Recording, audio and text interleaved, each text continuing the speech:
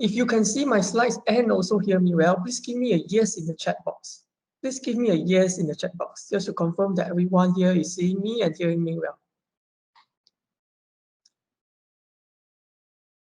Oh, all right, I'm seeing a few yeses here. Okay then, so I presume you all can see my slides, yeah? So let me just go on. So today we'll be here for about 2 hours. We'll be talking about, I will be talking a little bit about myself, what is VBA, and the main question on everyone's heads today. Is it easy to learn? That's the main question. The basic syntax of VBA, and also hands-on examples. All right. So let me just go into a little bit of myself.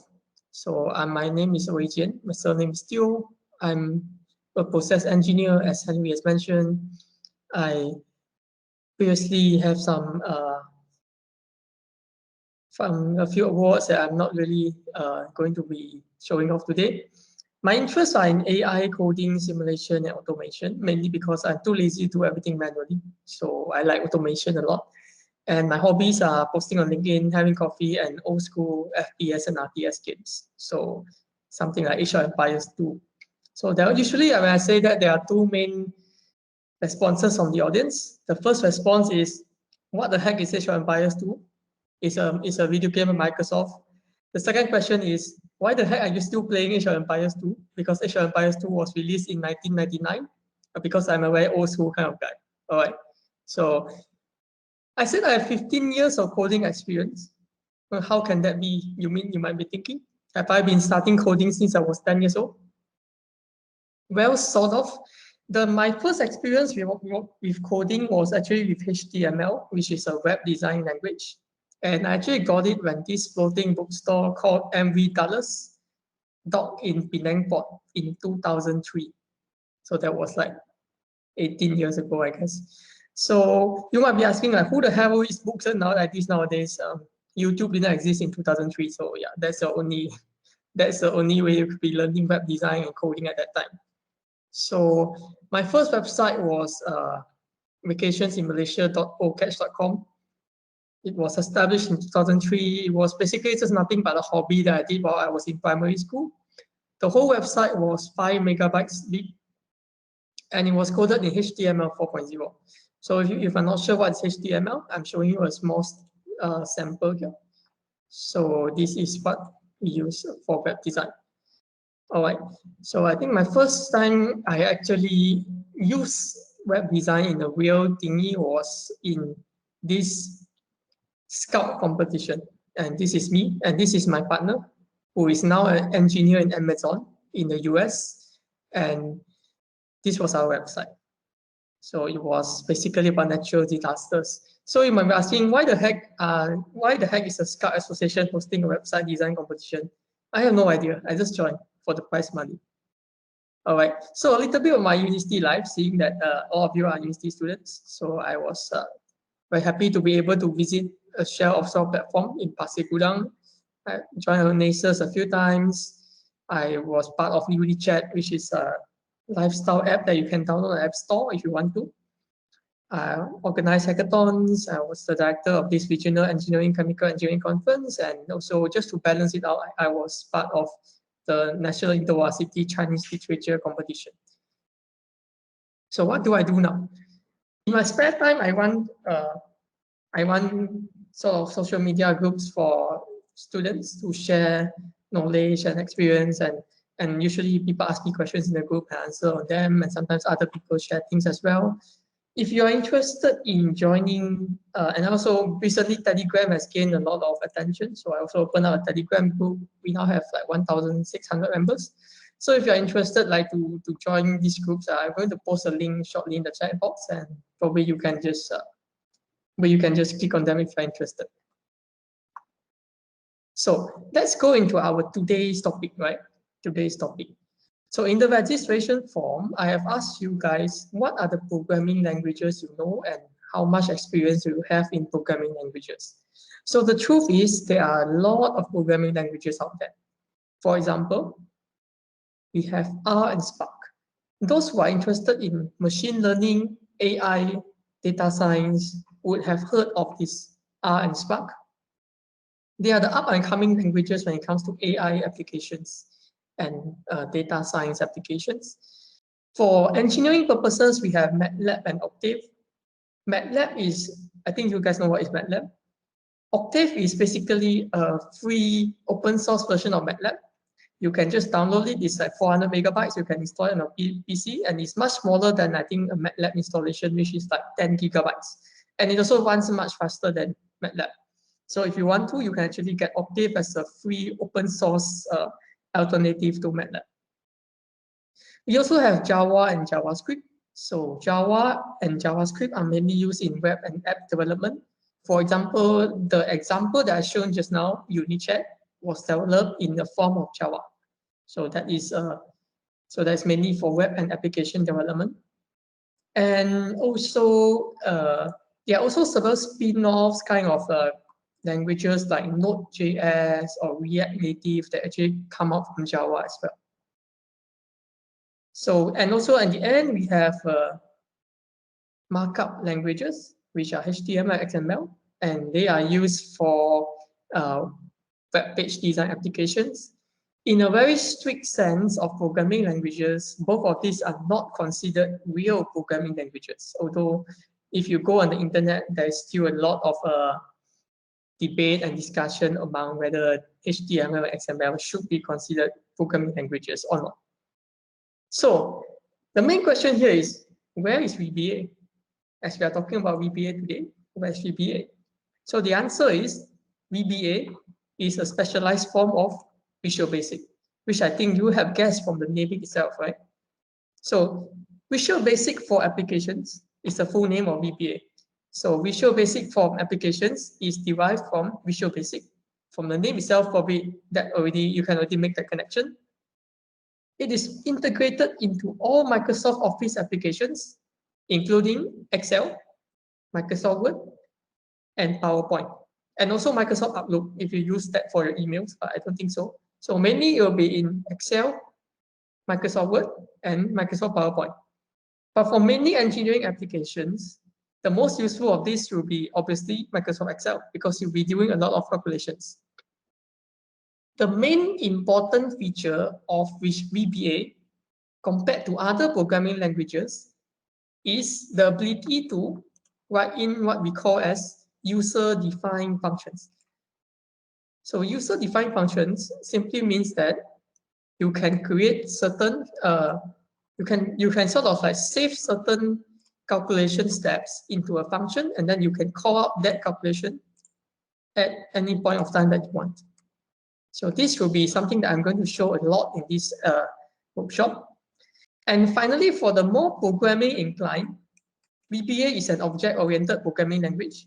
So this means that VBA is in the same family as Python, R, JavaScript, and so on. If you don't know what is object-oriented programming, just leave it. It's not important. But just to clarify that Python, JavaScript, MATLAB, and so on are actually in the same family, right? So you see a lot of similarities if you know either one of them. Okay, when do we use VBA? So why do I want to take the effort to create a program coding in Excel just to do something, right? So there are 4 main reasons I would recommend you to go for VBA. The first will be in automation. The second will be if you have repetition. For example, you have something that you need to do 100 different times. And certainly you won't be doing it manually. Right? I'm a very lazy person. I'm not going to do it myself. So I'm going to code something called a macro to do it for me. So macros, I believe most of you have heard of something like macros. Macros are actually VBA. It's just a form of VBA, a less sophisticated form of VBA, I would say. Then we have data analysis. VBA can be used for data analysis. And finally, dissemination. Because the reason is that when we code in VBA, the code is saved inside what we call as modules. So you can actually take this module, send it to your friend, and your friend can import that into Excel, and then he will have access to your code as well. So that is dissemination or sharing. So you can actually share your code with all your friends that have Excel. And since almost everyone in this world has Excel, it means that your code can be shared to anyone without needing to install anything specialized, without needing to do any difficult steps. You can just integrate it directly into your Microsoft Excel. So before we continue, I'm going to ask you guys to download a copy of this worksheet so that we can make it faster. So I'm going to share this link in the chat box. So please download it from this link. And please let me know if you have finished downloading by typing yes in the chat box, so that I can make sure that everyone is on the same page. So I'm going to just post the link right here. So you should be able to see the link here.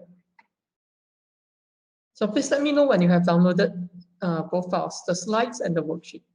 So I'm just going to also share the two files in the chat here, so that if you have problems to access the files or the link, you can just download it from here.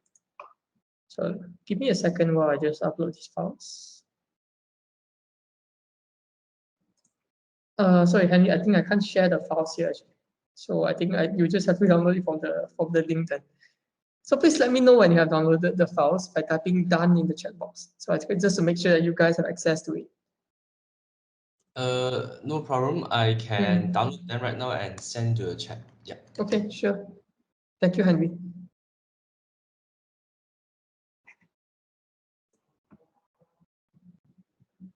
So there should be two files. One will be an Excel file, just standard Excel file, nothing special. And the second will be a copy of these slides. All right, so you can access at your own leisure and review them if you need to.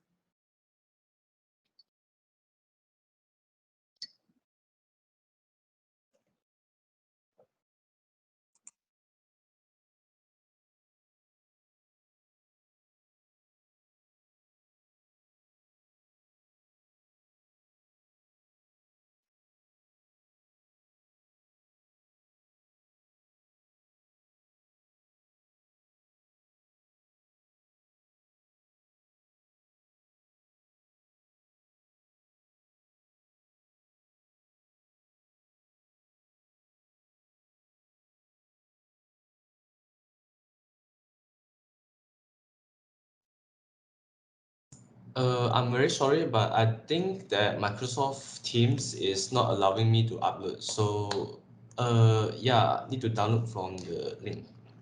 Thank you.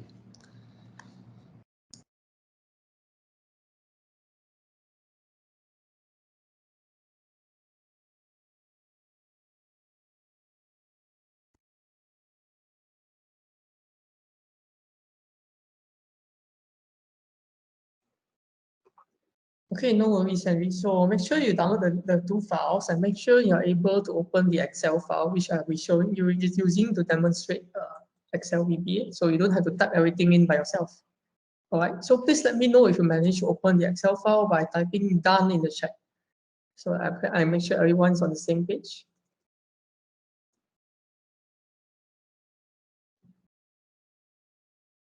Okay, I see your first time here from Alice. All right, thank you very much. So please to open.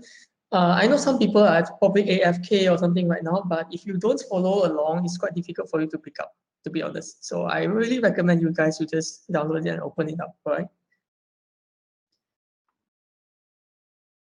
Okay, I see there are like 10 done here, so I presume most of you will be able to download. If you're not able, please let me or Henry know, and maybe I can send to you the file like personally or something. So I'm just going, in the interest of time, I'm just going to go ahead and open up this file. But before that, let me just roughly introduce to you the VBA interface before we start doing anything, all right? So this is what we call the VBA IDE. IDE stands for Integrated Development Environment. So the IDE will be the place where you do all your VBA coding, all your actions inside Excel. So there are three main windows. There's the code window, there's a properties window, and there's an immediate window. So I'm going to demonstrate that later on. So let's just go through this and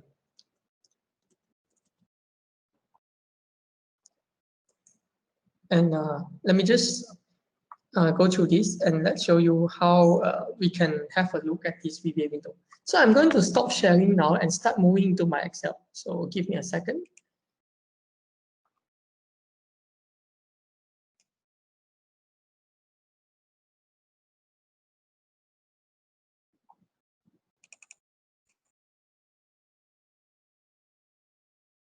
All right, so you should be looking at my Excel screen right now, but I'm not going to do anything inside this Excel sheet yet. The first thing I'm going to show is to how to open up the VBA IDE from your Microsoft Excel. All right.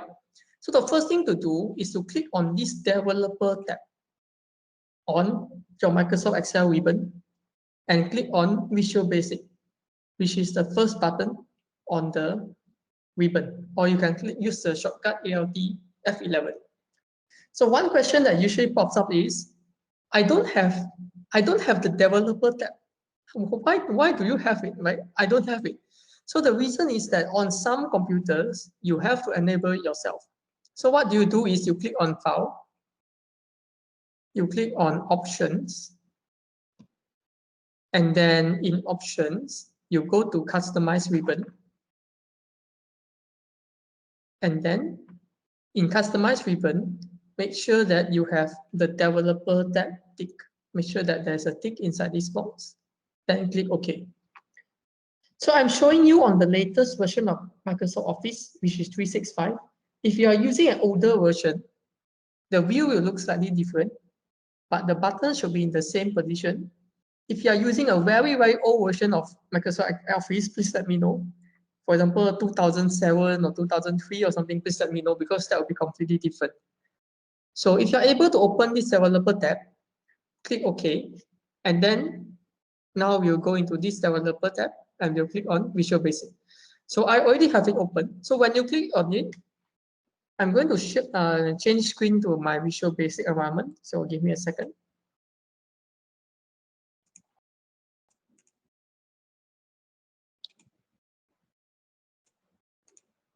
All right, so you should be seeing my Visual Basic IDE now.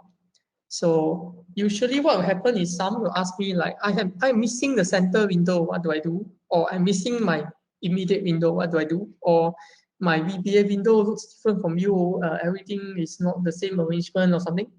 So the first thing to do is to make sure that the code window, which is this one, the immediate window, which is at the bottom here, and the properties window, which I just activated here, should be up. So how do you do that is you go to the View menu, click on Code to open the code window, click on Immediate window here to open the immediate window, and click on Properties window to make sure you open the Properties window.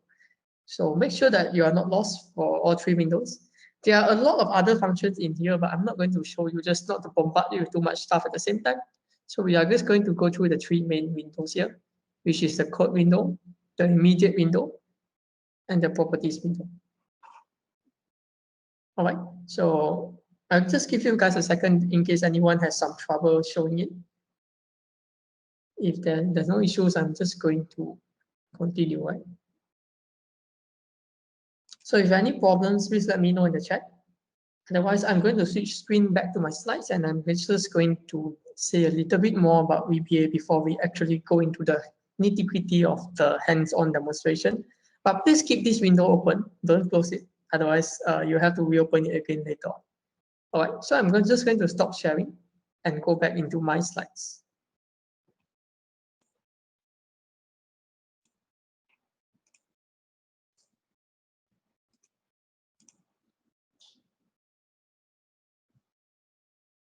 All right, so you should be seeing something similar in your own window. And we are just going to talk a little bit about the basics of VBA before we jump into VBA coding, all right? So for any person using VBA, there are four main components that you need to know. The four main components are called variables, which is a container for storing a piece of information. This information can be text, numbers, other containers, and so on. The next thing to know is operators. So operators is how you manipulate the data inside the so-called containers. So operators manipulate variables. Operators manipulate variables. And so operators include something like plus, minus, multiply, divide, and so on. But there are actually other operators that are unique to VBA. And the next thing to know is what we call branches and loops. So you have a certain sequence of operations. You have to know when to use which operation. So this should be decided by your branching and looping. And finally, you will package this branching and looping into your functions. And your functions then create or act on variables. So these four components are interlinked to each other. And I'm going to show you the basics of each of these four components. All right. So my next slide is going to be on several examples of variables. So in VBA, we have any variable has a name, a type, and a value. So for example, we can have text or numbers. So text variables are stored as a string. So a string is basically a text. So for example, anything that can be considered a string would be something like hello world, exclamation mark. So punctuation is also considered a string. Space is also considered a string.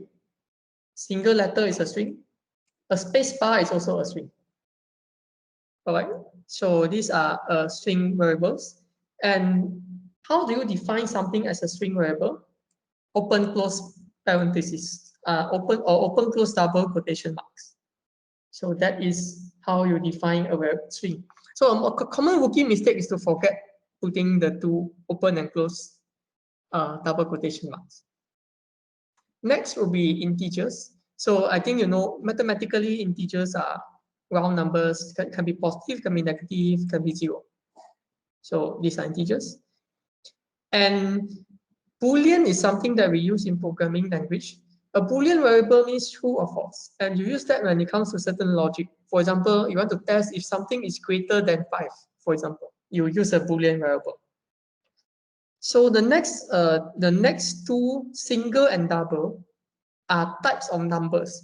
So if you're familiar with what they call floating point representation, single and double are two different ways of representing floating point representations. In most cases, I'm going to use double, and the difference is only in the accuracy and how much they can store. So in most cases, I'm going to use double because it's more accurate and can store a larger number than single. A variant of variable is when you don't define what exactly you are putting in. Sometimes you don't, but usually I won't recommend using it. An array variable is a collection of other elements. So the other elements will be those above, and they can be stored inside an array. So an array is a variable that stores other variables, to put it simply. And finally, you can have an empty variable. An empty variable happens when usually it happens not because you purposely want something to be empty, but usually when you forget to declare a variable before you try to use it. That is what happens to have an empty variable. So I'm just going to show you hands-on how all these variables interact with each other. So I'm going to go back to my VBA. So I'm just going to share my VBA screen now. And I'm just going to show you how you can declare and use your variables by yourself. All right. So for anyone who is connecting on a phone, the next step might look quite small on your screen because unfortunately, I can't change my resolution. So I recommend you changing to a laptop if you can't see the screen because I can't change my resolution. Let me just make it smaller, see if I can. Okay, so the resolution has increased. All right, good. So what I'm going to do now is I'm going to go into the immediate window. I'm going to go to the immediate window. The code window, I'm just going to ignore it for now. I'm going to the immediate window. And in the immediate window is where I can run commands, all right? So for example, one command that I must teach you guys to do is to print something. So you do that by typing the word print, open bracket, and then a string. For example, you can type in hello, exclamation mark, close quotation marks, close bracket. And then you press enter to execute the command. So you should see the word hello showing up in the next line. So I'm going to use this command a lot to show certain variables. So make sure that you know how to print something in the immediate window. All right, so hopefully everyone has got this step, right? So that's the first step. Okay, now I'm going to just declare a few variables to show you how variables work like. So I'm just going to type in the next line, x equals to 2. This is how you define variables. All right. So what happens here is that x is the name of the variable and 2 is the value of the variable. So when I type enter, nothing will happen because I did not ask it to do anything. I just asked it to save the value 2 inside x. So if I want to see this value x, I need to type print bracket x. And then you see 2 showing up at the bottom. So if I want to know what is the type of x, I can type in that name x. So VBA has a neat feature where if you type in certain things, if you help you to auto-complete, it will sort of give you a hint on what to put in to complete the command. So for example, it asks me for the variable name or var name, and this variable name must be a string. So it cannot be a number or something like that. So I'm just going to type in x here and close bracket. And nothing will happen because I did not ask it to actually show me the type name. So that's a very common thing in VBA. Unlike Python, where calling something will actually show it in the screen, VBA is sort of dumb, to put it nicely.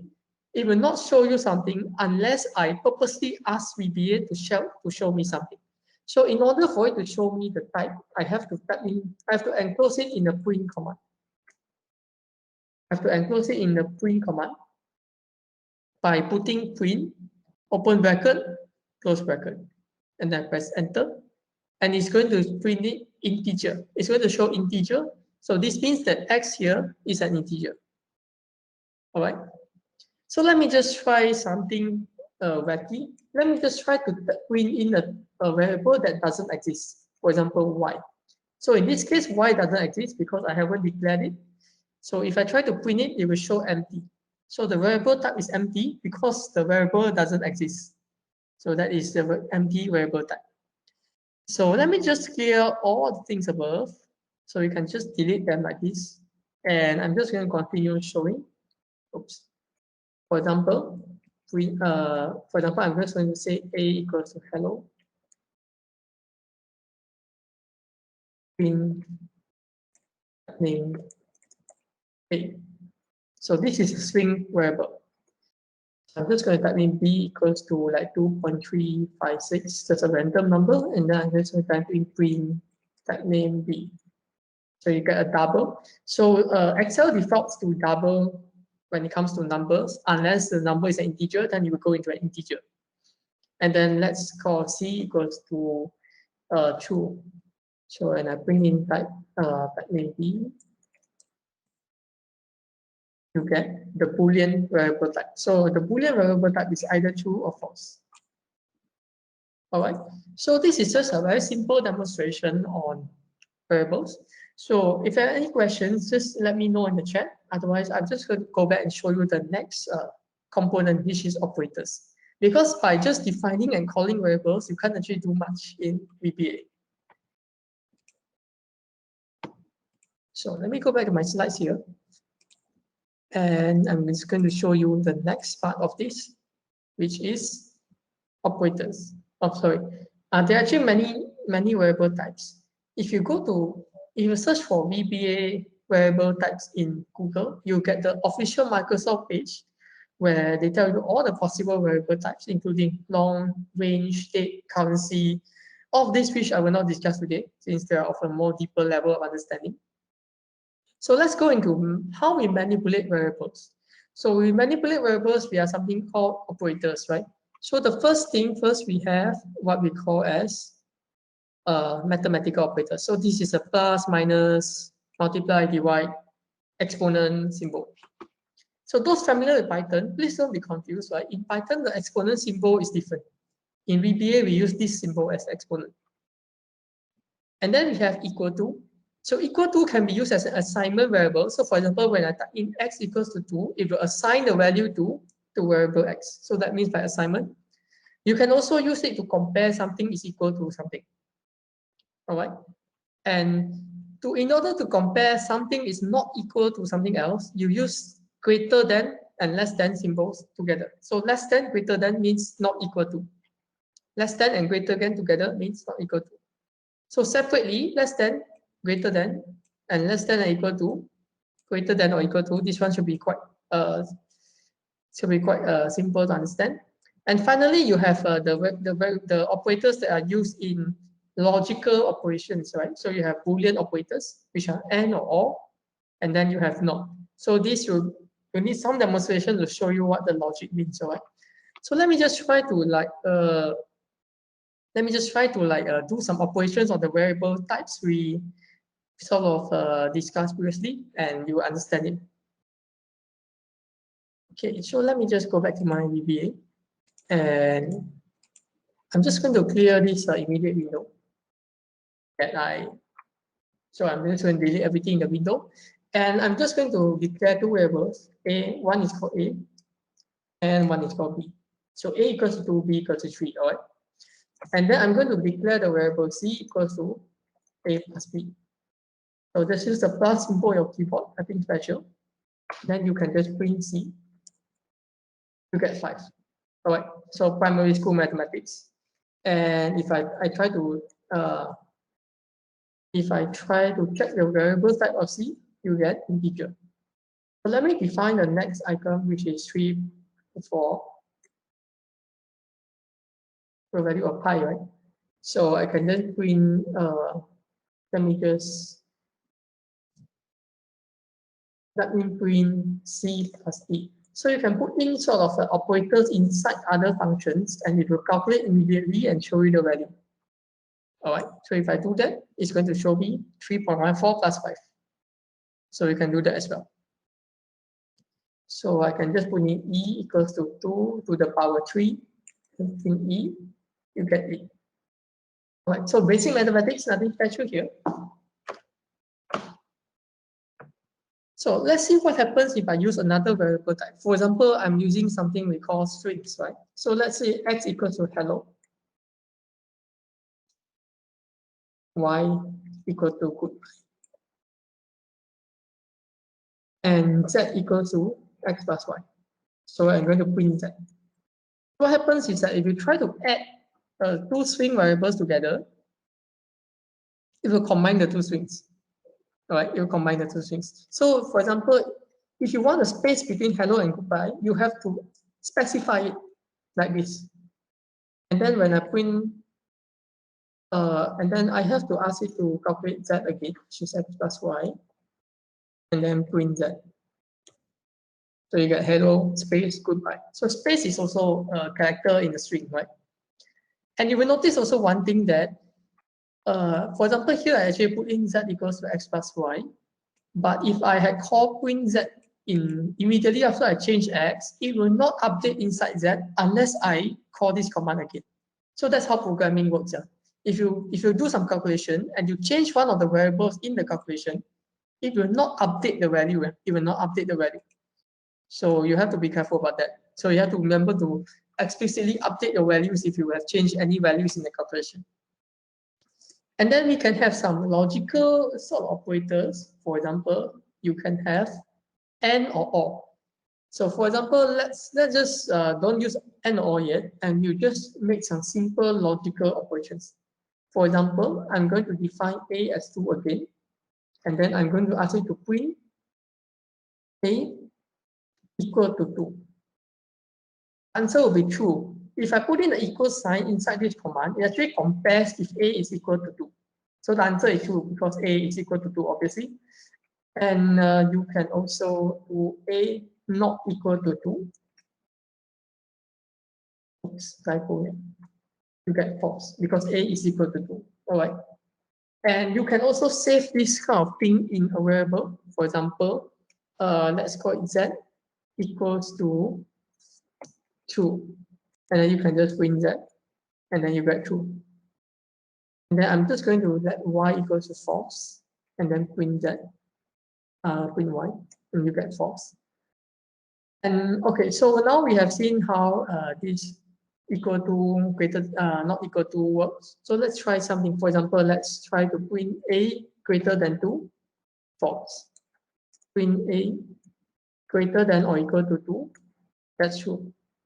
So remember the difference between greater than or equal to and greater than. And then let's go into the two final operators that I introduced, which are AND and OR. Actually, AND and OR and NOT, three operators. So how do you do that is you put them into logical statements. For example, A more than 0 and A more than 1. So in this case, A is more than 0 is true, and A is more than 1. So N returns true if both are true. So in this case, both these conditions are true, so the answer is true. So if I try A more than 0 and A more than 2, I get false. The reason being that this statement is false. So because this statement is false, the AND operator makes the whole thing false. So I could just modify this slightly by changing this to OR. And then when I tap enter, you get true. So OR returns true if either one is true. So in this case, this statement is true. So OR will tell you true. All right. And you can also compare logic statements directly for no reason whatsoever. So true or false will return true. True and false will always return false. And you can also specify the sequence of operations by using brackets. For example, A more than 0 or A more than 1 and A more than 2. So the answer you will get is true.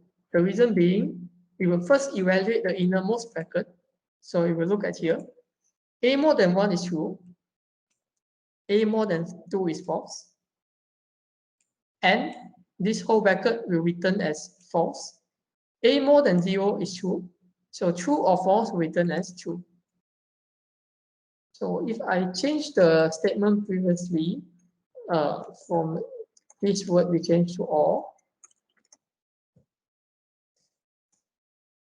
from OR to AND, you get false. The reason being that this bracket evaluates to false, and this bracket evaluates to true. So an AND statement will return false. So it might be a bit confusing if you're not used to computer logic, but relax, it's pretty easy to catch up once you get the hang of it, all right?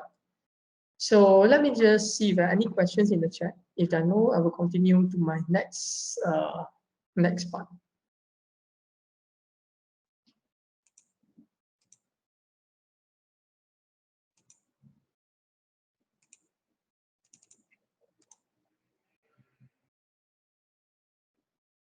Okay, so we have gone through some of these operators in VBA, and to be honest, they are exactly the same as those in MATLAB and Python. So actually nothing special here, except for the fact that in Python, the exponent variable is not this. So in VBA, remember to use the exponent symbol. All right. Otherwise, you might get some funny errors and you have no idea what happened if you are too used to Python. Okay, so the next thing we are talking about is what we call functions and subroutines. So in Excel, there are two kinds of functions. In VBA in particular, there are two kinds of functions. The first type is called function. The second is called a sub. But the difference here being that a function has input and output. And then you can call this function from inside the Excel sheet itself. So you can write a custom function and you can call it from inside the Excel sheet. For a subroutine, you can run a subroutine, but you cannot get any output from it.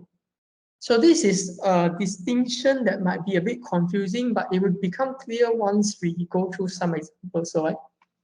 So functions and subroutines can be either private or public. Private means that it cannot be accessed outside the module which you declare it. For example, if I declare in this module called module 1, then I open this new module called module 2 and I set this function to private and I try to call this function, it will say function not found because it doesn't exist outside of its own module. So for most cases, I will keep it public. There's usually no reason not to keep it public. And it's recommended to declare, or in VBA we call dim, which is short form for dimension, for some reason which I don't know. You have to ask Microsoft why they call it dimension. Probably something related to memory. But if you want to declare a variable, use the keyword dim, and it is optional. In VBA, it's not mandatory to actually declare anything before you use it. However, it's possible to force VBA to be very strict in the variable declarations, but usually I don't do that because I'm a bit lazy to do it. All right, so I'm just going to roughly go through these two examples in this slide here. So at the top, I have a function. At the bottom, I have a subroutine, right? So I'm just going to go back to my VBA window. And then I'm just going to show you what is the difference between a function and a subroutine. Okay, so I just switch back to my VBA window. And I'm going to clear everything in the immediate window. I'm going to just clear everything in the immediate window. And then for functions and subroutines, you cannot use the immediate window. It has to be in the code window.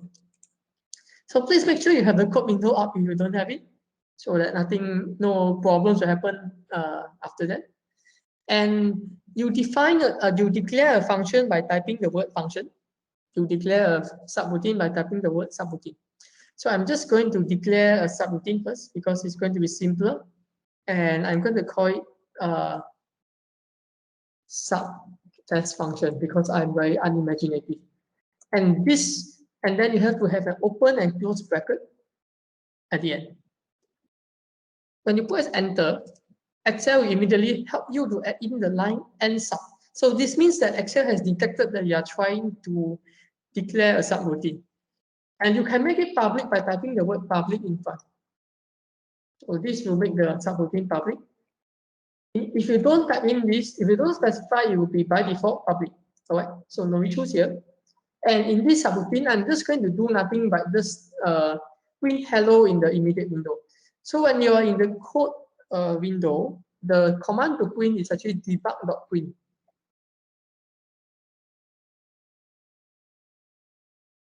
So I'm just going to type in debug.print hello. And that's it. So, but before you run any subroutine or function, the first thing you have to do is to save the file. So if you click on File, Save in Excel, if you click on the Save function in Excel, it will ask you if you want to save in a macro-free workbook. So make sure you select the Excel macro enable workbook or XLXM before you save it. Otherwise, all your macros will disappear. All your VBA code will disappear, right? So make sure you change the file type to XLXM before you save it.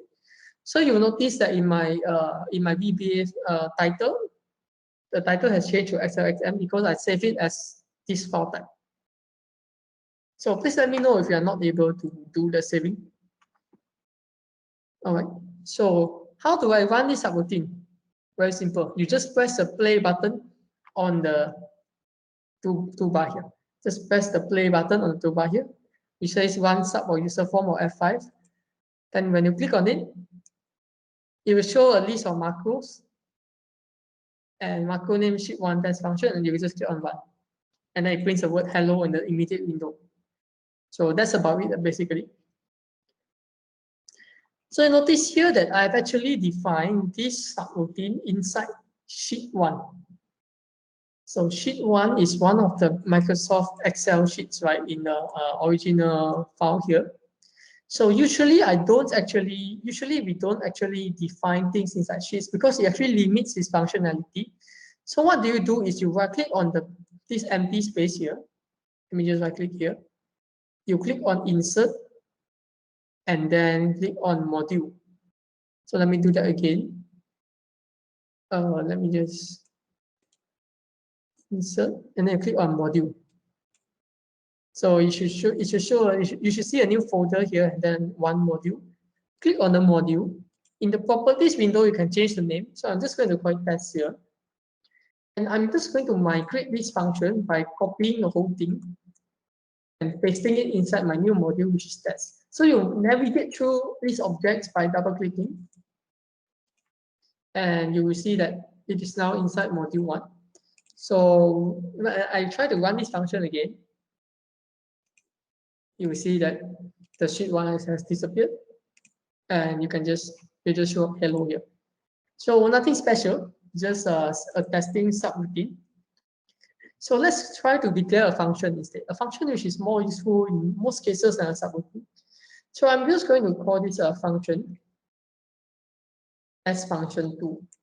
All function names must be unique. There cannot be any repetition in the function name. So I press enter. You see the line end function show up, showing that Excel has detected your function here. And then in this function, a function needs an input and output. All right, a function needs an input and output. If you remember the slides here. So how do I define what is the input and output? So the answer is the input is going to be between these two brackets. So let's just say that this is a function that just just prints out the word that I gave it. So I'm just going to define a variable name called word. And just to be perfectly strict here, I'm just going to do the variable definition, which you do by typing dim word as string. So you can see that VBA helps you by actually giving some suggestions on what you're trying to do. So in this case, I'm just going to click on this string, or you can just leave it. And this is how you define a variable. But in this case, you don't have to, so I'm just going to delete this. And so this is how you actually give it an input. So a function can have multiple inputs, but in this case, I'm just testing, so there's only one input. And what this function needs now is an output. So how do I create this output is to type in the function name equal to something. So this actually defines the output of this function. So I'm just going to assign it to word because I'm not going to do anything about it.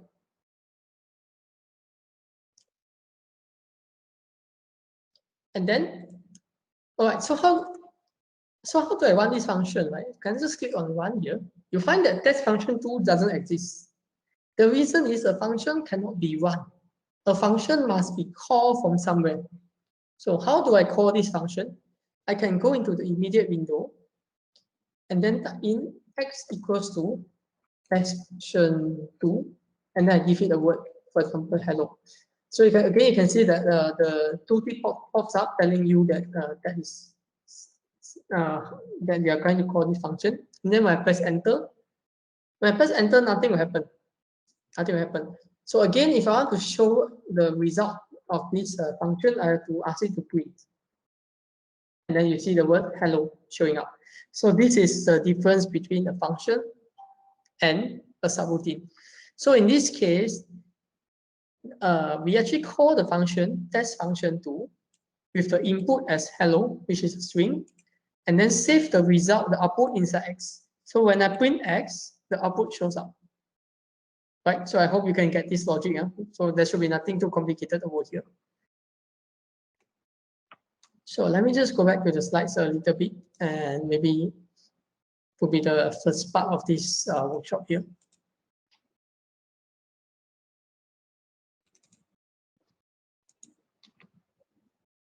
All right, so the last thing I'm going to show you for the first part of this workshop is how to do branching and looping. How to do branching and looping. So branching and looping is how many times or when do we want to call out certain operators, right? So the first thing you can do is conditional branching, which is to do if some condition is fulfilled, then do something. Otherwise, do something else. Otherwise, do something else. So if else is a very common conditional branching. And the next thing you have is what we call loops. So loops is when you want to repeat a certain function a large number of times. So for example, we have the for next and do while loop.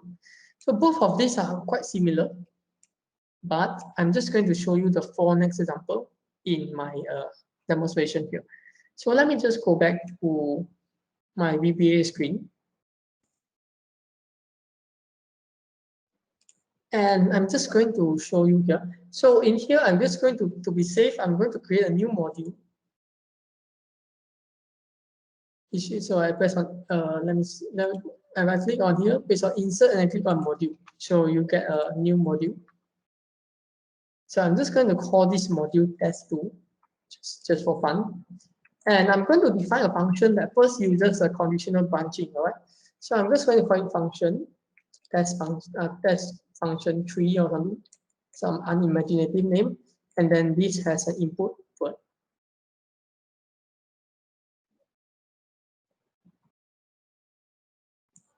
Let me match the example in the slide. So I'm just going to put it as I. And so n function shows up. So how do we define if else conditional branching? Use the keyword if I greater than 0, then. And then you must couple it with and if. So it is normal programming practice that if you are trying to put certain command inside another command, you usually will tap in or give an indentation. So just to know that this is in the second level. So in this case, I will know that this actually belongs inside test function 3. All right. So if I more than 0, then I'm going to test function. Let's just debug or print hello. All right. So I'm just going to call. I'm just going to save this file, and then I'm just going to call this function again. But now in this case, I is an integer, so I'm just going to, let's say, call it with 1. You should get hello in the box. So I'm just going to call it again with 0. Then you get nothing. All right. So you get an error because I did not define what to do with the function except a 0 input. So let's make it something. Let's continue this statement. So before the and if, right, you can put another what you call else if. Else if is basically another condition. So I less than 0, then debug the print. Goodbye. So I'm just going to save this file again. I'm going to delete everything here, and then I'm going to call the function again. So you get hello as expected. And then I'm going to delete this line. I'm going to change this to a -1, and I get goodbye. All right. So now let's put in the last line here, which is else.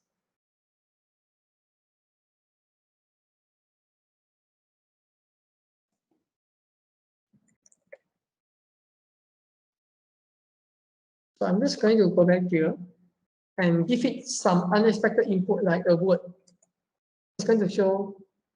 Oh wait, no, that's not the formula. Okay, let me just give it 0, and it's going to give me something else that's not greater than 0 or less than 0. So if I try to run it with a piece of text like the letter A, if you give me the answer that is I greater than 0, the reason being that in VBA, they consider anything, they consider letters as positive, which is some weird quirk. But this illustrates that it's sometimes important to define variables to prevent the user from typing in funny stuff that you're not going to predict.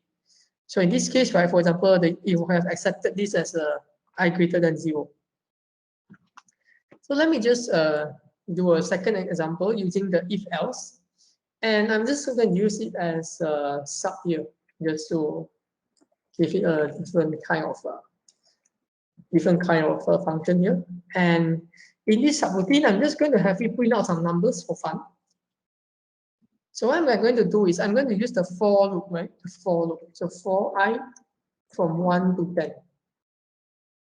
I to 10. Sorry, for 1 to 10. And for I 1 to 10, I'm just going to print something like counting down. And then I'm just going to print something like the number. And I'm going to delete everything here. And I'm going to run, oh sorry, I missed one line. I should press next. So the line next here defines the for loop. So for and next are paired together. And in this case, when I make a mistake, the VBA IDE goes into what we call debug mode. So to get out of this debug mode, click on stop. And then I can now run this function. So you can see that you have counting down 1, counting down 2, counting down 3, counting down 4. So it just prints out the number from 1 to 10. So one thing that you have to note is that, for example, if I had actually put in these quotation marks here, and then I try to run this function, it will actually print out the letter I because it's reading I as a string. So do have to differentiate between a string and a number. So in this case, let me just save it here and try again. And you should get 1 to 10, and then the line counting down. All right, so I think that's the first part of the workshop. So I'm just going to show this code up on the screen in case anyone is lost or something. So you can probably catch up. Well, I pass the floor back to Henry for the Q&A session.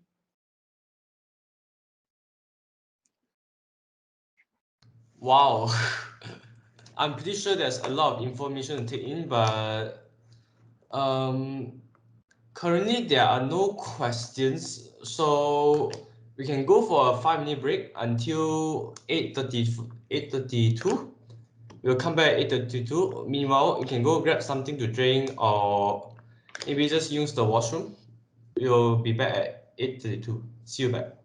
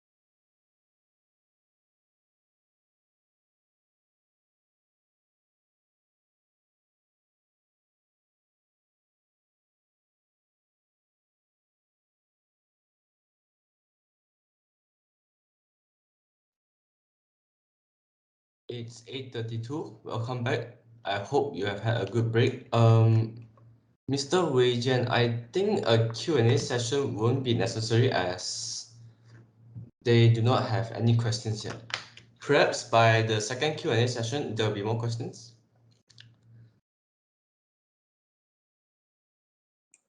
All right, sure. Thank you, Henry. So hopefully the break was quick one. So usually that happens, so no worries. So I am sure everyone is following right now. But I'm sure when I show you the first example, you are going to have a lot of questions, right? So relax, right? Okay. So the time we left off at the bunching and looping, right?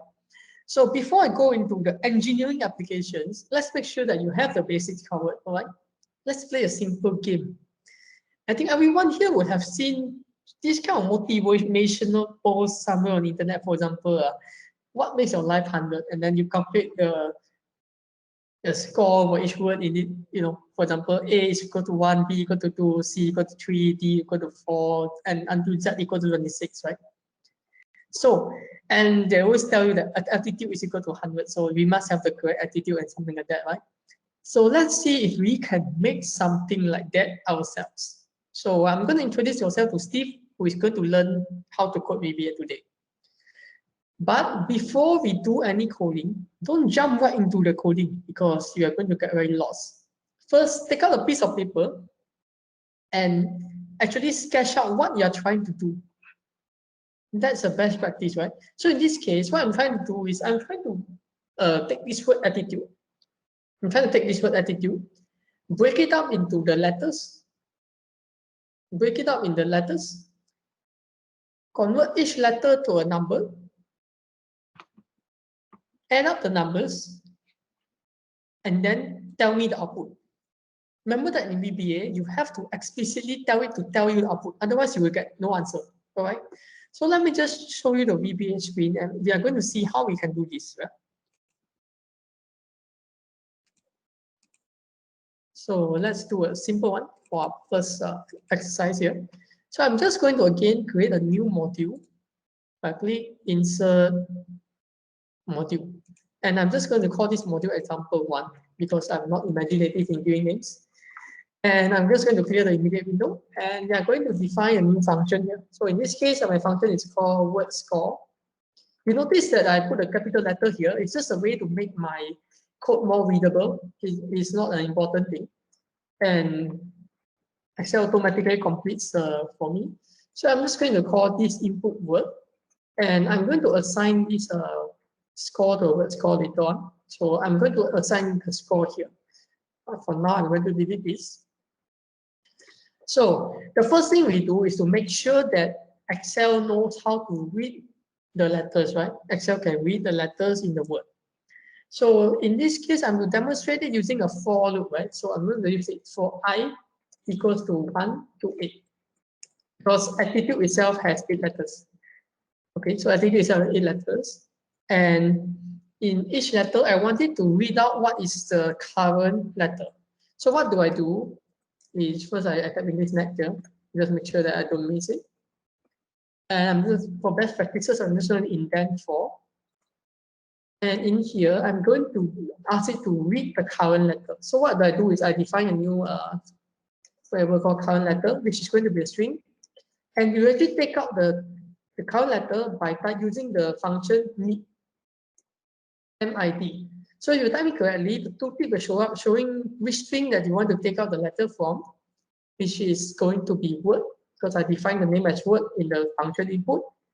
And then for the second parameter here, which is start as long, start is the position which I want to take out. So in this case, the position is I. As long means that the variable type is long, which is a number. So I'm just going to ignore that. And there's a third parameter, which is length, but the length is enclosed in square brackets, which means that it's optional, right? So if you see this part here, this square bracket means optional, so I can just leave it. I don't have to type it. And just to make sure that the code is running properly, I'm just going to type in debug.print current letter, just to make sure that Excel is reading the letters properly. So I'm just going to save it here, and then I'm just going to print out what's called attitude. Oops, I think I missed the third argument. This should have to be 1, just to make sure that it doesn't take out everything. So let me just delete this and enter. So in the immediate window, you will see that Excel has recognized the letters A, T, T, I, T, U, D, E, which is more important than you think, because getting the right input in is actually more important than you think. Right? If your input is wrong, you will not get anything working at the bottom. So if any problems, please let me know in the chat box. Otherwise, I'm going to proceed here. So next thing I'm going to do is I'm going to turn off this debug.print command here, because I'm going to go to the next step. So usually when I want to temporarily turn off something, I will type in a single apostrophe mark. This will turn it into a comment. So a comment is something that Excel will not read, but it's just for me. So this is a comment for myself. So Excel is not going to read that line, right? It's just a comment that you leave it for your own reference. So you can also sort of cheat by making lines turn into comments so that Excel ignores them. So next thing I'm going to do is I'm going to convert each letter into a corresponding number. So what do I do here is I use the command called ASC. All right, I'm going to use the command called ASC. So ASC is going to be turning the letter into a number. So just to confirm that this function works, I'm just going to put in debug.print and then enclose it in brackets, and I'm going to just call this function again. So you can see a series of numbers here, which to me doesn't make sense because it starts from 65, 84, 84, 73, 84, and so on. But if you look at the pattern here, right, 65 represents A. 68 represents D, which is the 4th letter. So you can see the number is actually 64 more than what it should be, right? So there are a few ways of doing it, but the easiest way is just to minus 64 from this output number. So I'm just going to type in after this bracket, minus 64. And then I'm going to save it and then run the command again. So I'm now getting what I want, right? I'm now getting the numbers that I want. So for example, A is equal to 1, D is equal to 20, and so on. And then I'm going to add up all these numbers because showing the numbers itself is not enough. So I'm going to just comment out this line again. And I'm going to add this line. But before adding, I need to define a temporary variable to store this this number that I'm going to define here. So I'm just going to define this variable as score. But in this case, right, since I'm going to add in score, I need to give it an initial value. Otherwise, it will not know what to add. So I'm just going to put in score equal to 0 at the top here before the for loop. And then I put in this sentence, score equals to score plus ASC count letter minus 64. So I can put this in brackets. And just again to check that this function is working, I'm just going to put in debug.print for. And I'm going to clear out these previous numbers. I'm going to save the project and then I'm going to run this command. So you can see that it's now outputting the correct answer, which is 100 that I actually wanted. And finally, I'm going to comment out this line.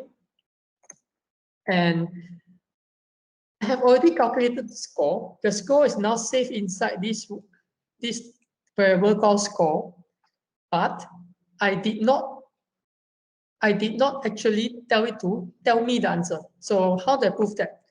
By deleting this and I press enter, you get nothing because there is no output. So how do I put in this output? I assign the function name word score to the temporary variable that I used to calculate the score. This will then cause it to print an output, which is 100. So congratulations, we have managed to get the first function up and running. All right. So I'm just going to leave this up to see if there are any questions in the chat box. Otherwise, I'm just going to show you how I use it in my Excel sheet. So feel free to just let me know if there are any questions in the chat.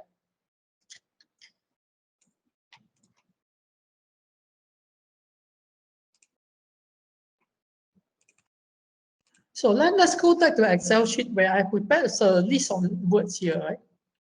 I prepared a list of words here. And then there's a score. So how do I call the function that I just defined? Remember the function name is word score. So what do I do is I click on enter I press enter, type in the function name, which should automatically be detected by Excel in tooltip, bracket, choose this cell, and you get 100. So congrats. So this is how you call functions inside the Excel sheet itself. And what's called in this case is what you call a user-defined function, right? So because it's a function that Excel doesn't have previously. So I can also copy this function down here, and you can see that it works as any other Excel function. So you notice that I'm getting 3 green ticks, but knowledge here is not working. So why is it? So knowledge is not the right answer. The right answer for knowledge is, if not mistaken, it should be 96, but I'm just getting 91. Why is that? Because if you go back to your VBA, if I go back to my VBA here, the reason is here. I only set 4 to 8 letters. So it ignores any letters beyond the 8 letter. So that's why knowledge is missing 5, which is E, which is the last letter. So how do I make it flexible for any word of any length is to put in len, the keyword len, which actually calculates the length of something. And I'm just going to put in word here. So in this case, I will save this workbook.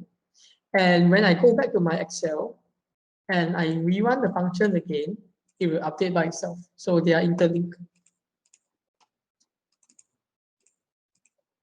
So if I go in here, I click on this bar and I just enter, it will automatically update in real time.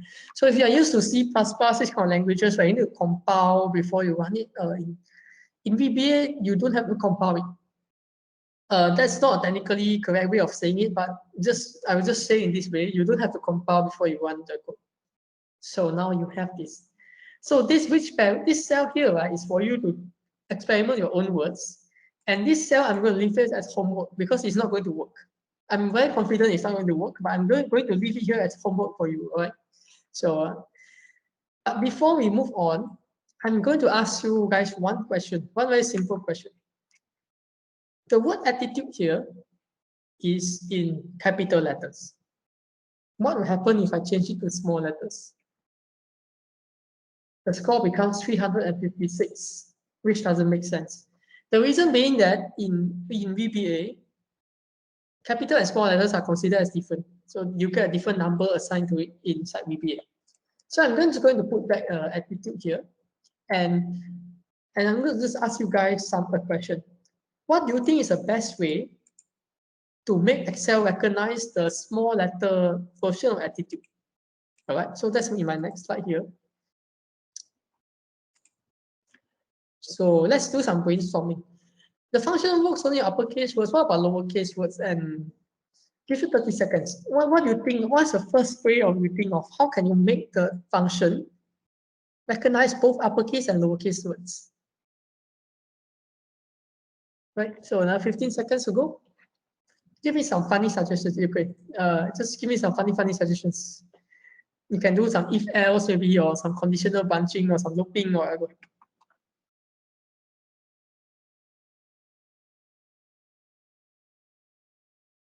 Okay, so 30 seconds up. So first impressions, what do you think is the best way to make the function recognize uppercase and lowercase, right? So I see some answers here.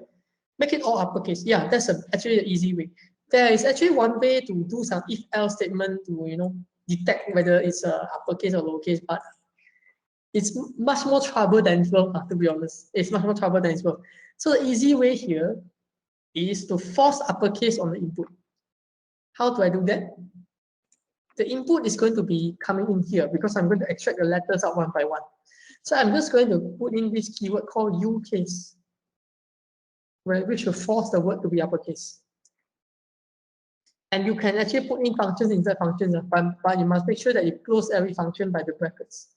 So I'm just going to call again this function here. So you get 100. And then I'm just going to copy this line here. And I change it to small letters. And you will get the same answer. So this shows that the function is now working for upper and lowercase letters. So this is something that you might have to think of if you are doing functions for other people, because others might not know to input the function exactly in the way that you did, and it might cause some funny errors. So if you're making for others, it's always best to be as flexible as possible in your inputs. All right. So that's how you actually make it more flexible. If you want to reduce the number of errors, and if you reduce the number of errors, it means that the less frustration you have when coding, all right? So let's go into something that's related to chemical engineering, because I've been talking about things that sounds unrelated and just a basic introduction. So let's go into something related to chemical engineering. So calculate the heat capacity. I think everyone here should know what is heat capacity, right? I don't have to like go into theory or something. So if you go into online databases, heat capacity is usually given as a polynomial function that you have to sum up one by one. All right. So can I make a special function, Cp, to calculate the heat capacity of any substance? Obviously you can, right? Others I will not be showing this. So let me just go back to my VBA. And I'm just going to show you how do you define such a function that you can actually use it inside your Excel sheet. All right, so I'm showing my Excel sheet here. If you go into example 2, so in task 2 here, you have to calculate the Cp of O2, N2, and CO2. So there's like 3 numbers here, right? So what happens here is I'm going to go back to my Visual Basic IDE, and I'm just going to show you how we define this function before we go back to the Excel sheet. Yeah. So again, create a new module. And I'll call it example 2 because I really am not imaginative when it comes to names. And I'm just going to define this as a function. Again, this function is public, but it doesn't have to be specified in default to public. And I'm going to call it just Cp. And it has 2 inputs, substance and temperature in degrees C. So you get n function here. So the simple way of doing this is, first, I need to convert the temperature from degrees Celsius to Kelvin. So I'm going to minus 273. And then I'm going to detect the type of substance here. So let's say if substance equals to O2, then.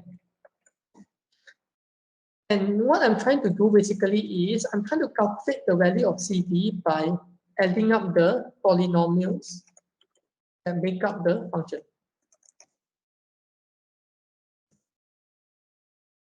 So just to be safe, I'm going to bracket out the back here so that it doesn't try to read C multiply P first.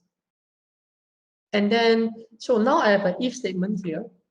If statement is something equal to O2, then I'm going to assign certain value to A, certain value to B, and certain value to C.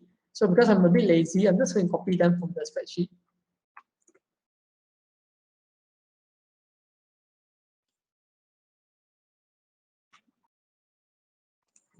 That's something.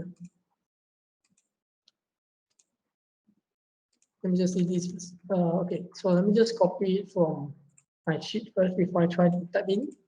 So I'm just going to copy this value and then go back to here. A equals to this value.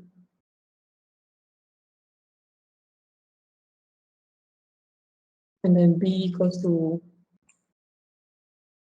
this value. And then C equals to this value. And just to make it easy, I'm just going to put in another else if statement here for nitrogen, right? N2. And then again, I'm just going to copy the 3 values from the spreadsheet.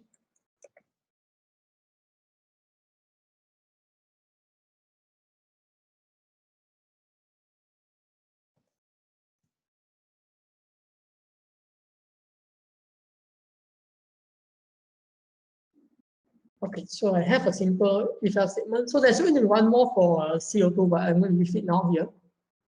So this is a complete function basically. So I'm going to go back to my Excel and use this function. So before that, I'm going to save it just to make sure that it doesn't crash or something. And then I will go back to my Excel sheet here. Okay, so you are seeing my Excel sheet now. And we are going to just call in the functions here. So again, equal sign, CP, bracket. There are two inputs now. The first input is the substance name. So it's going to be here, which is a string. The second is going to be a number, which is in temperature, close bracket, enter. So you get the correct answer. Same for N2.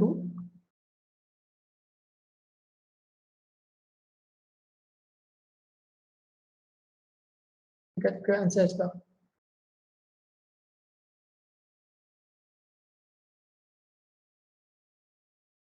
And the main thing about functions here is that you can actually, how to say, you can actually like use them in calculations. For example, let's say we have a CP mixture of two gases. You can actually multiply them by percentages. For example, I can multiply 21% by CP of O2 at this temperature. So you can actually define it by typing the string directly, or you can use it to refer to a cell. For example, I'm just going to define here, and then plus 79% of nitrogen.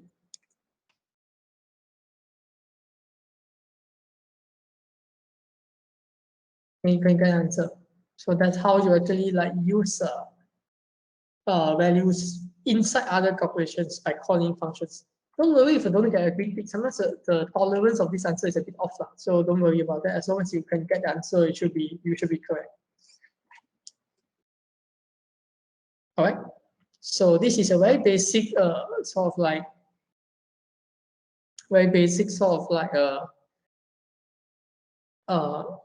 application of a very simple function when it comes to defining and using functions, right? So nothing special here, just I define a custom function CP, input, substance name, and temperature. So I can now just keep this file, and when I need it, I just open this file and I can search for anything.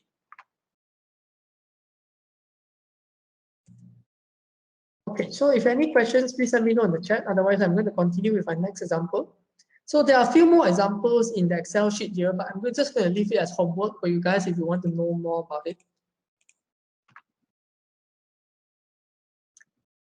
So the third example that I'm going to show you today is going to be more complicated, but it's going to be something that you are going to use a lot, I believe, in chemical engineering.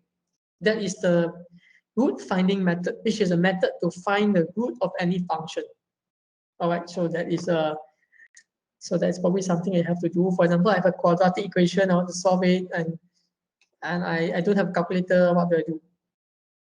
So that's going to be something that is going to be quite useful for you. So let's say there are a few methods of looking for roots. For example, if it's a quadratic, you have a quadratic formula. For example, if it's a cubic, you have a cubic formula. But if some random equation like cosine or sine, you can't use those formulas, right? So one way of doing it is by using the bisection method. So many equations, especially in thermodynamics, require you to solve for the roots of function, which is the values of the function when it is equal to 0. When the function is equal to 0, I want to find the value of x that can make the function equal to 0. So the bisection method is the simplest method to do that. There are many other methods like Newton-Raphson or secant method, but they are much more complicated to do. So I'm not going to do it today. I'm just going to go for a very simple example. So what does the bisection method do? If you are not familiar with the bisection method, what happens is that the bisection method takes two gases. You need one gas and you need a second gas. So you need two gases to run the bisection method. So what happens is that the bisection method will calculate the midpoint of the two gases. The bisection method calculates the midpoint of the two gases, and then the bisection method then determines if the root falls between this area or this area. In this case, the root is crossing in the second region. So the bisection method will then move on to the next iteration by narrowing down the interval using the second using the second method, using the second region. So you it will start by using the second region. That means that the bisection method then repeats but by reducing the interval to this A region. So this will be iteration 1, this will be iteration 2, and then it keeps going on and on until you get to a very, very tiny region, and that will give you a very accurate answer. So basically, that's how the bisection method works. When I explain, right, it looks very simple, but when you try to type it out into VBA, it's not that easy, right? So I have prepared for you the whole algorithm of how the bisection method works. Develop the function, which I'm going to call bisect, with 3 inputs, A, B, max iter. So max iter is the maximum number of iterations. In this case, it's going to be integer. And these 3 inputs are required. Otherwise, I have to tell the bisection method to stop somewhere, right? So I have to have the third input of max iterations. And then, what exactly do I do inside here, right? So the first thing that I mentioned is to calculate the midpoint of these 2 guesses, and then determine where the root is between the 2 regions. So how do I do that is by checking the values of the function A, C, and B, and then decide whether to use the first region or the second region to continue the iterations. After I've decided, I just go back to step, and then I just repeat this part multiple times until I just reach the number of max iterations that I reach. So this is something that requires a lot of repetition. So as I mentioned in one of the slides previously, repetition is something that is best to be done in VBA because you can automate 100 times, 1,000 times, 10,000 times, 1 million times of this operation, and you can do it with just a single command, right? So this is a repetition example. So if I have, just to cheat a little bit, I have used Symbolab to calculate the exact root of this equation. So if you know the quadratic method, you can calculate yourself as well. This is the answer that we are looking at, 50.98076, accurate to 5 decimal points. So I'm just going to use 5 decimal points as our criteria for getting a correct answer here. So this is how you will be doing it if you do it manually. So you will calculate you start with an initial guess, you calculate the midpoint, and then you decide to narrow the interval, calculate midpoint, narrow, calculate, and then do it multiple times. In this case, you have to do it 18 times to get the answer that we got from the internet solver, right? 50.98076. So can we do it using VBA's iterations? So let me just go back to my VBA screen, and I'll just show you exactly how to do it.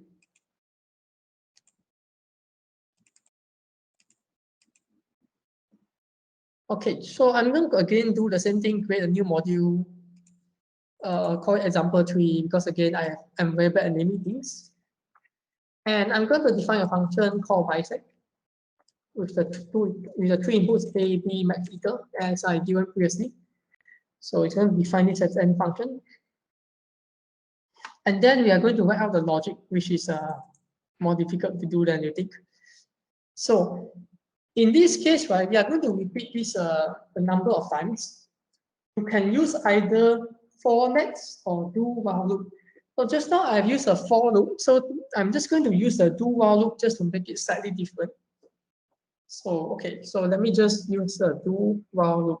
So do while loop is declared by typing do while and then typing loop. So this is how you declare a do while loop, and everything inside the loop should go between these 2 lines. All right. So first, I need a criteria to stop the loop. Otherwise, the loop will go on to infinity and it will crash Excel.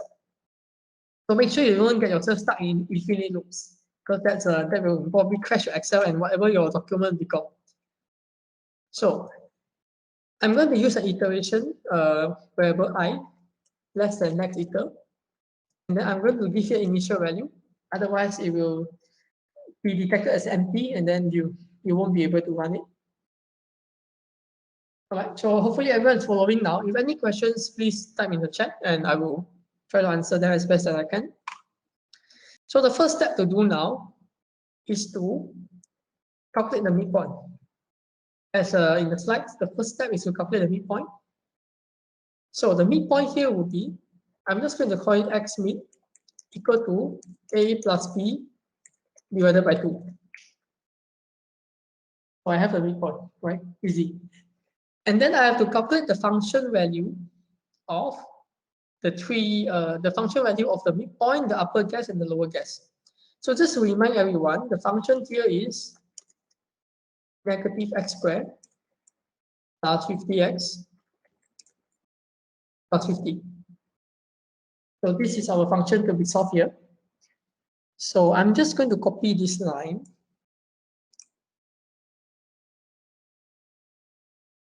And calculate the three values here. So we have a.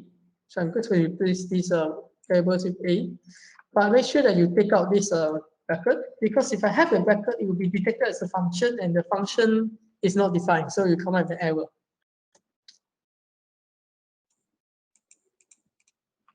Oops.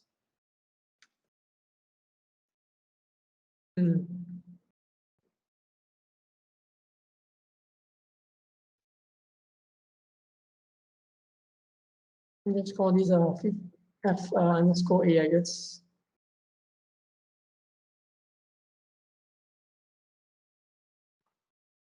And then for the f underscore b, I'll just copy this and change it to b.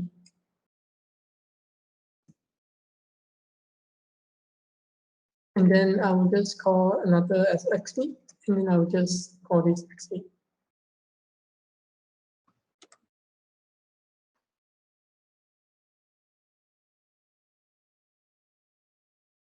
Okay, so I have calculated the three function values.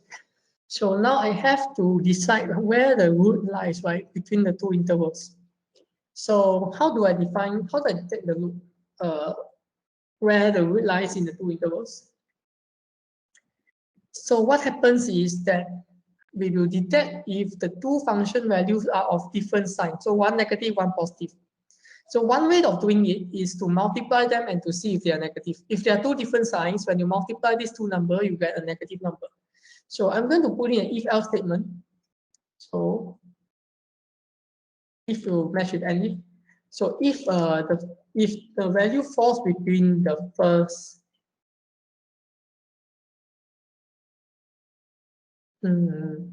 interval, so that will be f underscore a multiplied by f x mid is less than 0, then I'm going to narrow the interval down to the first interval.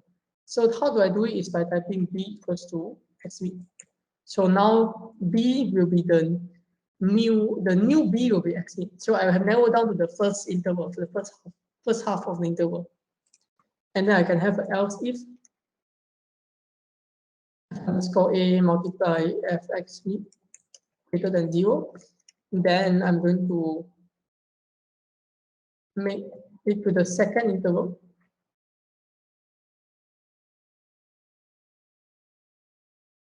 And I'm going to move the lower limit to the midpoint. And just to be safe, right, in case the user types in something funny, I'm just going to put in an else and then debugging invalid input. So this will cater for all the cases where the user types in the number wrongly, or type in something that's not a number. And then you have to have, before the loop, right, for the do while loop, you have to increment the integer that you use to control the loop by 1. Otherwise, the loop will go on to infinity, and then your computer will crash. Finally, not to forget what to do, assign the final answer to the function name so that you can output. Right. So let me just try to call one just call one function with a random like 100 and then one iteration. Oops. So you get 50. Okay, it seems that the function is working, right? So I can just go back to my Excel and like look at the function to see that it works. So again, I'm going to leave this up here for a while, in case you guys are stuck on something. But for the others, we can go back to the Excel file and then you can input the function in the green box. You can input the function in the green box and make sure that the value matches with what you are seeing as the answer.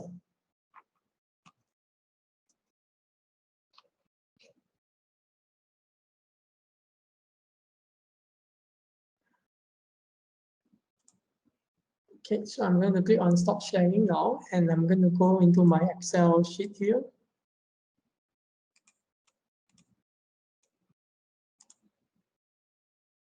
And okay, so we are back in my Excel sheet. So again, I can call this function by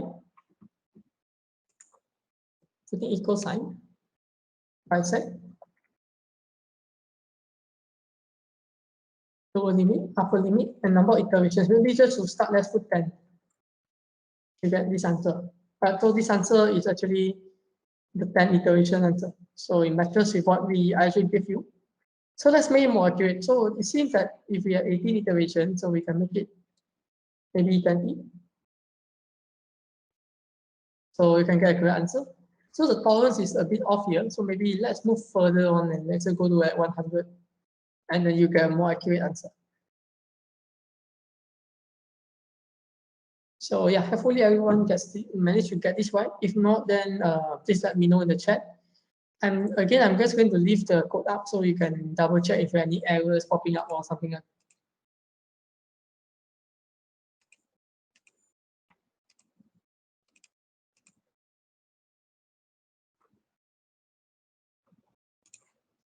If you have any questions regarding your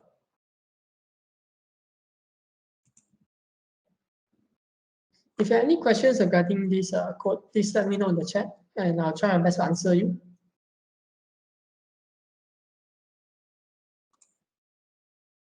Okay, why did showing invalid input? Okay, probably because it's equal to 0.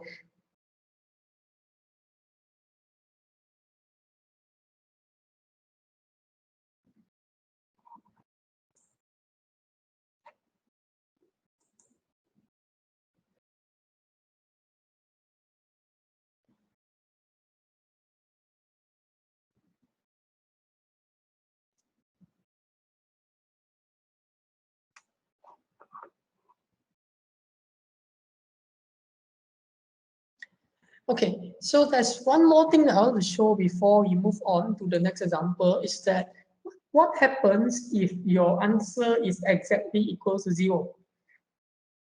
For example, if you have a perfect square, so your answer is 2, for example, the root is 2. And if in this case the root is exactly 2, it will actually go into invalid input because it is not less than 0, it's not greater than 0. If your function is an exact root, the answer will show up as this multiplication will be exactly 0, and then it will go into invalid input.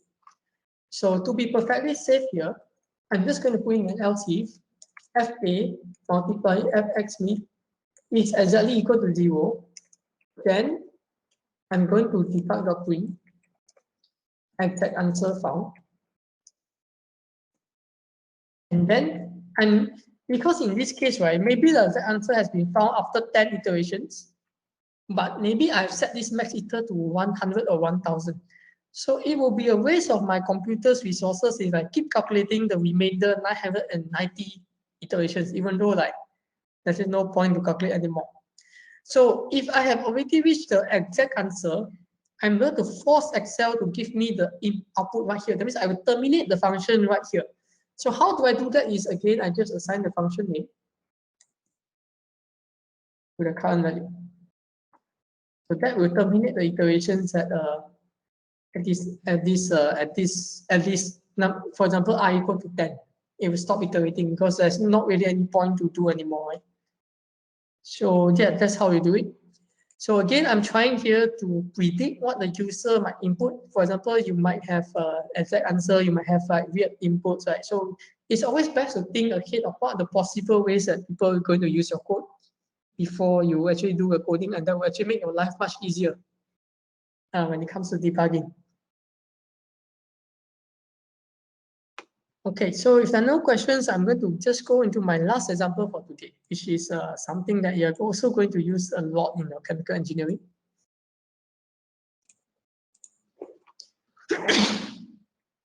Oops, my apologies. So, okay.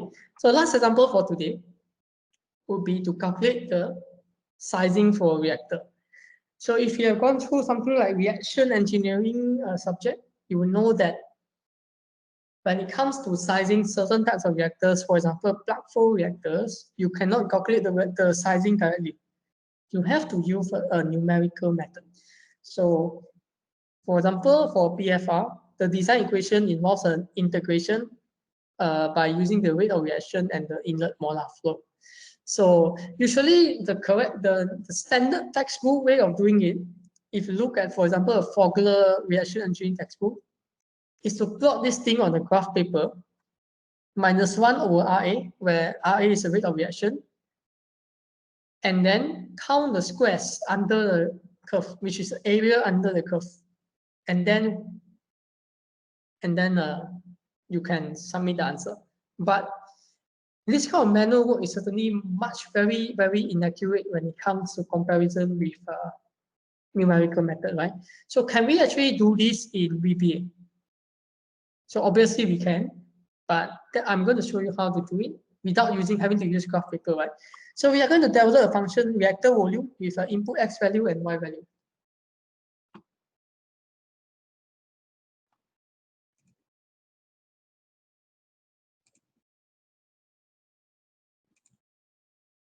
Okay, so going back to my fourth sheet here, I have some data here, which is X, the conversion, and the rate of reaction. So I presume that these are experimental values that did an experiment in the lab, then we got this kind of rate of reaction answers. So the first thing to do is to calculate 1 over minus I, which is just 1 over this cell. So you can see the same formula for every cell. And I just plotted it out to show you how does the graph look like. So we are going to do some numerical integration over this set of numbers here. Sorry, it should be the first column and the third column. So you can assume you can use the trapezium rule, you can use the Simpson's rule or whatever, but to make it an easy example, I'll just use rectangles. I'll just assume that these are all rectangles to make it a simple demonstration. So going into my VBA here.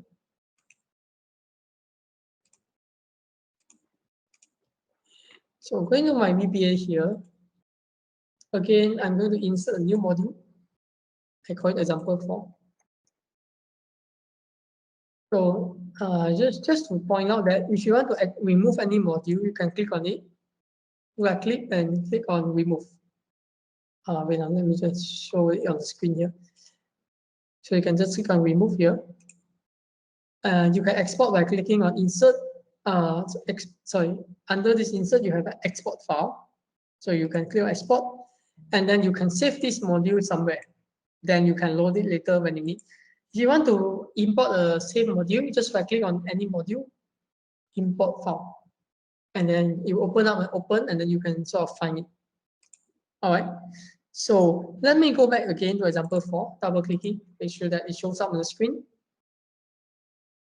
And I'm going to define a function called reactor volume, which has certain X values and Y values.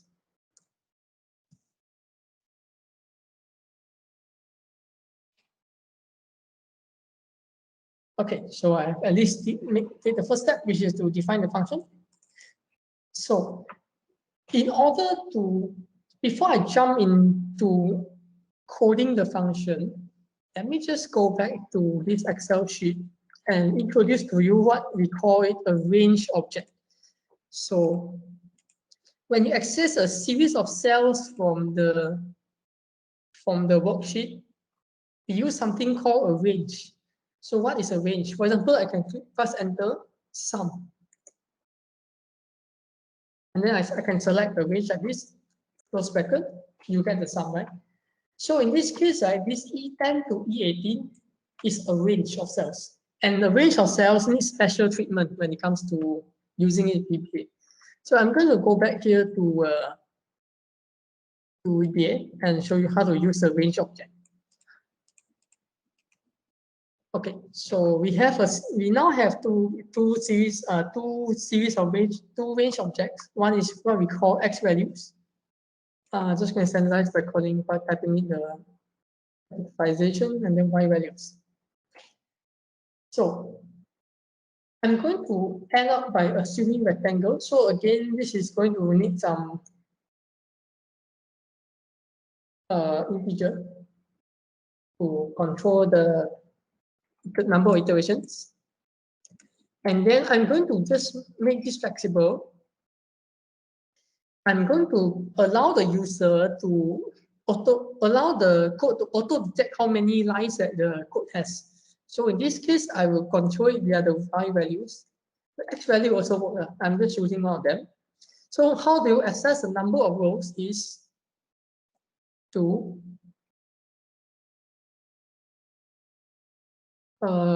type in dot rows and then dot count. So this will actually count the number of rows in the range that you were selected, and then we need to -1 because for example, if you have 5 rows, you can only calculate 4 areas, so you have to -1 out of it.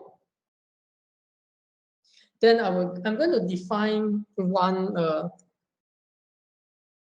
temporary variable to store the area.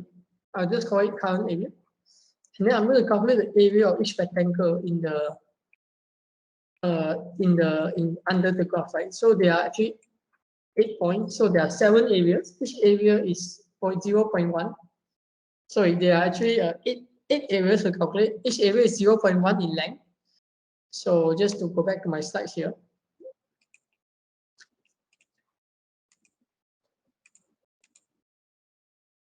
So what I'm trying to do now is to calculate the area of each rectangle and then sum up.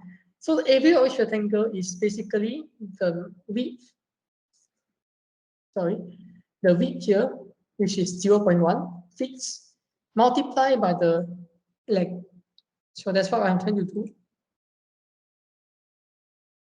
So in this case, right, so I'm just going to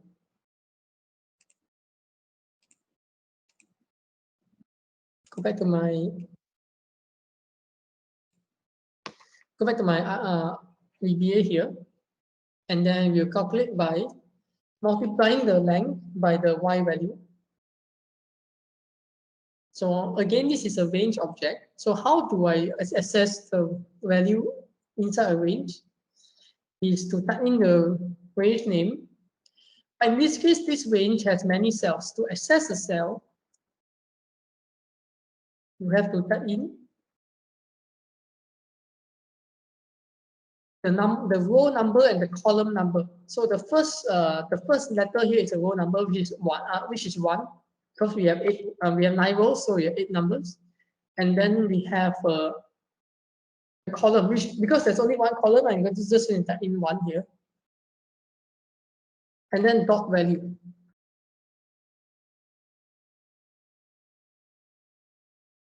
So this is how we access the values inside a cell. And before I go on, I'm just going to put in debug.print whatever that I just put in here. So just to make sure that we are detecting the values correctly before we proceed. So I'm just going to clear immediate window.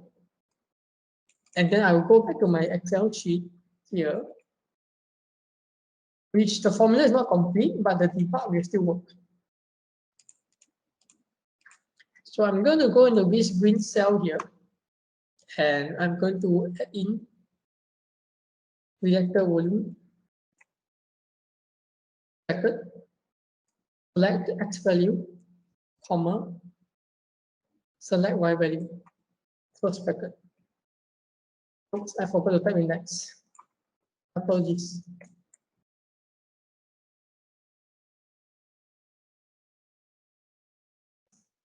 You get value of 0 because the function is not, I did not assign the answer to output to the function. But let us go back to our VBA.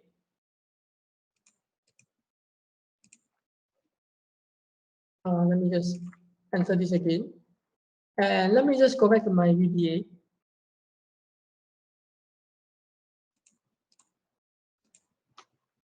So you should be seeing that the Excel is reading the eight values, 1, 2, 3, 4, 5, 6, 7, 8, 9, the 9 values correctly. Okay, sorry, 8 values. So if you can see the Excel is reading 8 values correctly. So the input is being interpreted correctly. So let's proceed to our next step, which is to calculate each area. So I'm going to just comment this out again, not to rush it. And I'm going to calculate the area by typing area equals to area plus current area.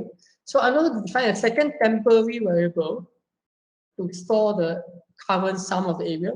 And then I just have to initialize a value here, just to make sure that it doesn't try to add to an empty variable. And just to confirm that what I do is correct, I'm going to print every area. All right. So let me go back to my sheet here, and then we enter on the formula again. And you should see that the area is coming up correctly.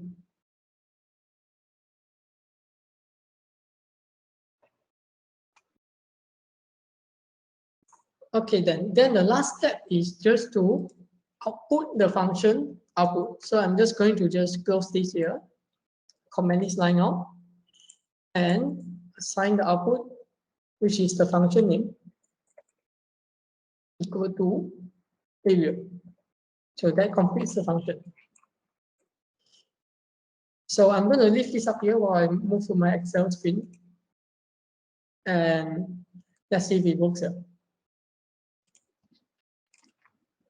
Okay, so we have 150.5, which is the same answer we calculated, but there's something wrong because we have not completed the formula because we have to multiply the inlet flow rate. So let me just multiply this number in front to multiply by this reactor volume function, and we'll get the correct answer. So it's a 300-liter reactor to get this kind of a conversion. And yeah, so we have completed our reactor design. So first VBA reactor design here. Okay, so I think that's the last example I'm going to show you here. This is just a very small taste about what we can do in VBA, right? So as long as you can write it down in a function, you can do it in VBA. And the good thing about VBA is that anyone can do it. You don't have to be a computer science or IT. As long as you're Microsoft Excel, you can do it. And VBA is a very good starting point because it has a very similar syntax to other object-oriented programming languages such as Python, MATLAB, and so on. If you know MATLAB, you know Python, you even better because it's easier to know VBA that way. Remember to master the 4 elements of VBA: variables, operators, function and subs, function and loops. And basically, as long as you know all these elements, you are a VBA expert. So that's all.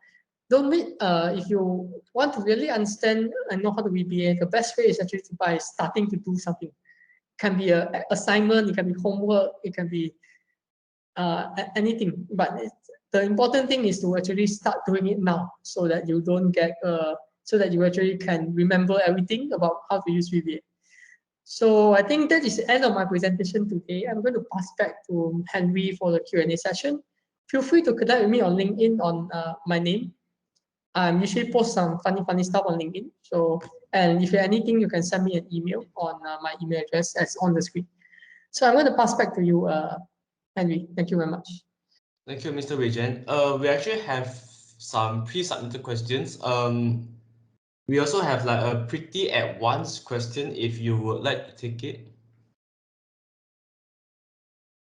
The question is, have you ever carried out Monte Carlo simulation using Excel VBA? If yes, could you please share some tips? Thank you. Personally, I do not know what Monte Carlo simulation is, but Mr. Weijian, would you like to take that question? Okay, thank you, Henry. That's a very advanced question, and I'm quite surprised that you know what is Monte Carlo simulation. I'm quite surprised, to be honest. Whoever who asked this question, please give me a shout out. I want to know who you are. Okay, so Monte Carlo is the name of a casino. So why is casino inside programming? I have no idea. But some programmer probably went gambling at casino and they thought that it would be a good name for something. So Monte Carlo simulation is a way to calculate the value of something by trying it out. For example, I want to know what is the probability of throwing a coin what is the probability of getting heads or tails? So a logical answer will be 0.5, half, because there are two sides of a coin, and if you throw a coin, you will get either one side. So the logical answer is 0.5. Okay. The Monte Carlo simulation will give you this answer by repeatedly throwing virtual coins in the computer simulation and calculating how many of those throws end up as the head or tails. So that's a Monte Carlo simulation. So for example, I would ask the computer to throw the coin 1 million times and record the outcome. So the outcome will be 500,000 heads and 500,000 tails, or very similar, maybe 49998 or some number like that. So that will tell me the probability is 0.5 and 0.5, right? So that's a Monte Carlo simulation. So this is a very simple example of a Monte Carlo simulation. Usually you don't do it for throwing coins because it's too a waste of your time to be simulating something so simple with Monte Carlo simulation. Okay, so the question is how do you do it in Excel, and any tips on doing it? First, this requires a need on a random number. So Excel VBA does support random numbers. So you can just code a function for I equals to 1 to 1 million, choose a random outcome for head or tail, and then sum up the outcomes. That's basically it. So it's the same way as you do it in Python or MATLAB. So nothing much on that. So that will be your answer to that. It's the same way as you do it on Python and MATLAB, and you can just call in the outcomes, random outcomes, and see how many ends up to be the outcome you want. So that's how you do a Monte Carlo simulation. Thank you for the intuitive explanation about what Monte Carlo simulation is. Wow, I did not know such a thing exists, and I think most of us here also did not know too. Another pre-submitted question here is, how do we use Excel VBA in data analytics for chemical engineering related field? All right, that's a good question, Henry. Okay, how do you use Excel for data analytics in chemical engineering field? Okay, so the first thing first is Excel is basically a statistical package, right? So it's something that's not necessarily limited to engineering field. You can use it for accounting, sales, marketing, and HR, and so on. So the example, but if you want to apply that into data analytics, you can. For example, but if you're a manufacturing process and you want to know like the products, for example, you're manufacturing certain products and your weight, you want to know the weight of the product, you can just put into Excel and manipulate it via the standard deviation, mean, t-test, f-test, ANOVA, and so on. You can do it that way. You can also call these functions in VBA, but if you just want to know the output of the function, you can just call it in Excel. No really point to calculate in VBA. But VBA does help you to, if you want to customize or you want to automate this kind of application, so you can use VBA to do that. So that will be my suggestion on one way you can use it for data analytics. Thank you, Mr. Wei Jian. And I think we do not have time for any more questions. I'm sorry if there are any questions left out, but Mr. Wei Jian, thank you so much for teaching Excel VBA today. For me and my classmates in year 2, personally, we are currently going through a design project where the lecturer requires us to use Excel, and up until now, we only know how to use the user predefined, like the predefined function, and now today you have taught us how to define our own functions. Thank you so much. And for the year 1, year 3s, and year 4s, I'm sure you will find this helpful, such as the reactor design just now and the CP calculation. Thank you so much, Mr. Wei Jian, for teaching us today. I'm sure you have a very busy schedule, and taking time off your schedule to teach us this amazing topic. We are very grateful. Thank you.